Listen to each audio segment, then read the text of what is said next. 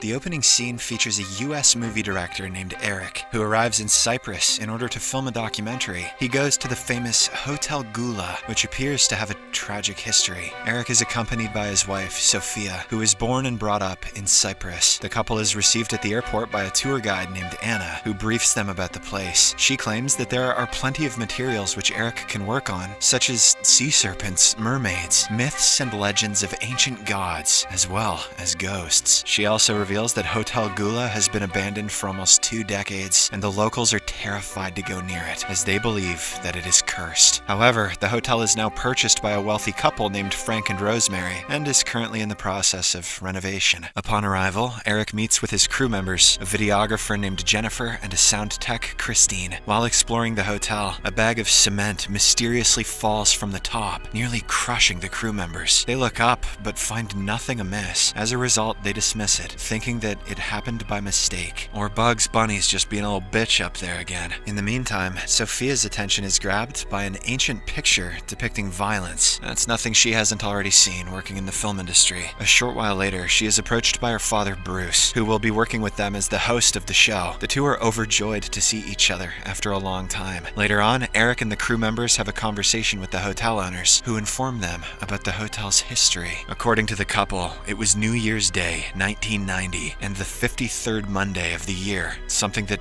rarely happens. There was a party, and everything went well, but the food was poisoned, due to which every single guest died. This resulted in a big scandal and a high-level investigation, but nothing ever came out of it. Out of agony, the owners of the hotel committed the unthinkable. Since then, the locals consider the place to be haunted. Despite the horrific history, they decided to buy the hotel, as they believe it to be a good investment, and there are no paranormal activities recorded. Hearing this, Bruce suggests that they try something new by creating their own ghost for the show. Eric doesn't like the idea at all, but the old man is confident that the audience will love it. The lowest common denominator just loves being lied to. Following this, Eric and Sophia head to their rooms on the 5th floor to get some rest. Just before entering the room, he is startled by a sudden appearance of 2 female concierges who stare at him in a creepy way. During the nighttime, we also see a young girl walking along the corridor of the hotel. Shortly after, Eric hears a sound outside and gets out of the bed to check, but it only turns out to be his wife walking in her sleep. He hurriedly runs towards her and grabs her just before she jumps off the balcony. Sophia then snaps back to her consciousness and returns to her room.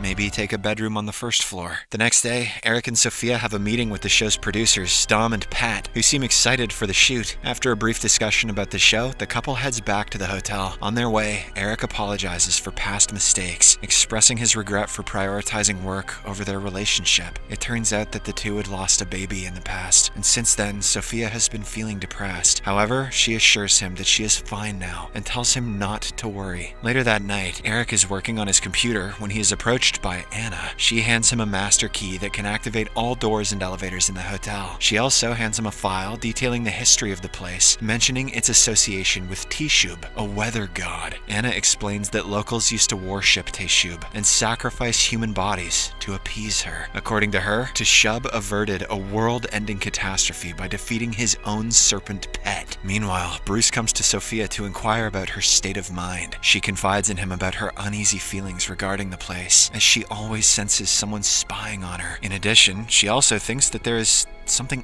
off with the hotel owners, as they are always wandering around the place in a creepy manner. Despite her reservations, Bruce assures her that everything is fine and that there is nothing to worry about. Afterwards, the crew initiates their work, opting for a new horror theme as suggested by Bruce. For this, they dim the lights and transform one of the hotel employees into a ghost. Bruce then addresses the audience and declares the exploration of the haunted hotel. He leads them to the staged ghost and feigns fear. Once the recording concludes, all crew members, including the producers, seem to be satisfied with the content, prompting them to proceed with a second take. I don't think that's how that works, but okay. At the same time, Sophia is suddenly flooded with memories of the tragic day in 1990 when she witnessed the guests succumbing to food poisoning, one after another. This makes her feel very uneasy, causing her to collapse to the ground. She regains her consciousness after a while, but she still appears to be mentally disturbed. The hotel owners, seemingly unperturbed, offer her an unfamiliar liquid, asserting that it will help her calm the nerves. Eric is suspicious because of its bad odor, but they claim it to be a herbal drink. Following this, Eric takes her to the room for some rest, but she is continuously haunted by several nightmares. She then confides in him about how she can feel an evil presence around her. However, Eric brushes off her concerns, saying the place is perfectly safe. And it's going to make us a lot of money, so shut up, babe. On the other hand, Anna is showering in her room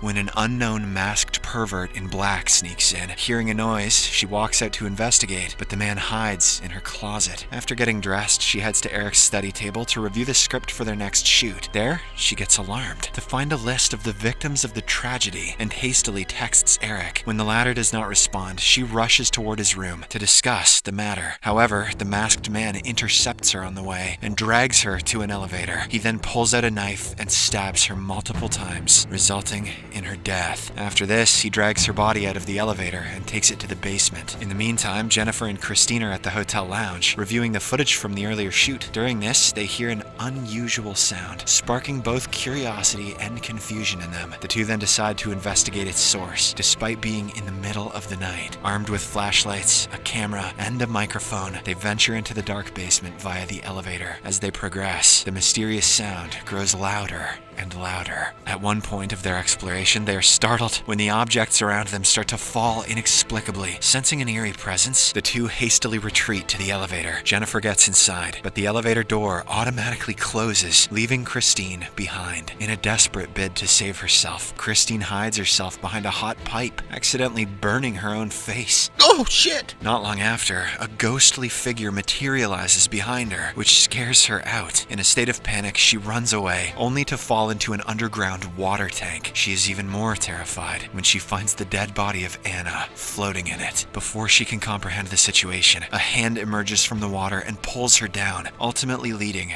to her drowning. Sometime later, Eric is awakened by his phone's vibration, and he finds Anna's message summoning him to the lobby urgently. He then heads towards the lobby, but comes across Bruce instead. The two look for Anna, but do not find her anywhere. Perplexed, Eric returns back to his wife, and moments later, he receives a call from Jennifer, who frantically explains what happened. Sensing the urgency of the situation, he leaves, promising Sophia that he will be back soon. Shortly after his departure, Dom and Pat break into the room, seemingly with some ill intentions. Seeing them, Sophia runs out of the room, only to find the same two concierges with knives in their hands. This sets her in panic, so she races towards the elevator. However, her escape is cut short as she gets apprehended by the hotel owners. On the other side, Eric, Jennifer, and Bruce venture into the basement in search of Christine. Shortly after, Frank appears out of nowhere, so Bruce decides to stay with him and have a drink together. Eric and Jennifer then continue with their quest until they stumble upon a peculiar wall. Using an axe, they break through and uncover a hidden old tunnel on the other side. The duo begins to explore the area, and soon a shocking revelation unfolds. An old photograph from the year 1880 featuring Frank and Rosemary. This discovery prompts them to realize that the hotel owners are not real. Believing that Bruce is now in danger, they rush to his aid. Reaching the previous location, they find only a cell phone, which Eric identifies as Sophia's. But before they can make sense of the situation, Eric is dragged away by a group of masked men, while Jennifer is attacked by Pat. Amidst the struggle, Eric somehow manages to grab a spiked coil and uses it as a weapon to take down these men. Simultaneously, Pat is on the verge of killing Jennifer, but Eric shows up just in time and chokes him from behind. Right then, the two concierges appear, prompting Eric and Jennifer to run for their lives. Escaping through a secret underground passage, they come across the hotel owners, who have inexplicably grown very old. Eric inquires about Sophia and Christine, but Frank responds with an ominous smile. Just then, the concierge arrives, forcing them to continue with their escape. A short while later, the two lock themselves inside a storeroom, unaware of the fact that Dom is already inside. He stabs both of them with his knife, getting them to the ground as he prepares to finish Eric off. Jennifer somehow manages to get up and stab Dom from behind. She then tragically succumbs to her injury, leaving Eric alone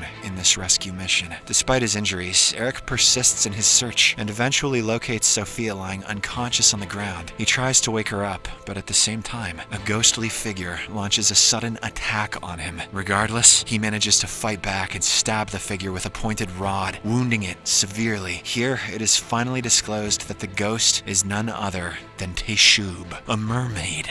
I knew it. Eric perceives it as a threat and proceeds to finish it off, but Bruce stops him from doing so. He warns that the death of Teshub will result in the death of the sun and ultimate destruction of the world. Despite the warning, Eric chooses to take the risk. That's a boy, Eric, and stabs the mermaid to death. Upon witnessing this, Bruce becomes deeply disturbed, so he pulls out a knife and commits the unthinkable. Bruce was as gullible as his audience. In the aftermath of this event, Eric carries his unconscious wife out of the hotel and brings her to the beach. As he attempts to wake her, Sophia's eyes suddenly widen, revealing that she is now possessed by a supernatural force. She stares at the sun, which slowly turns black, indicating the end.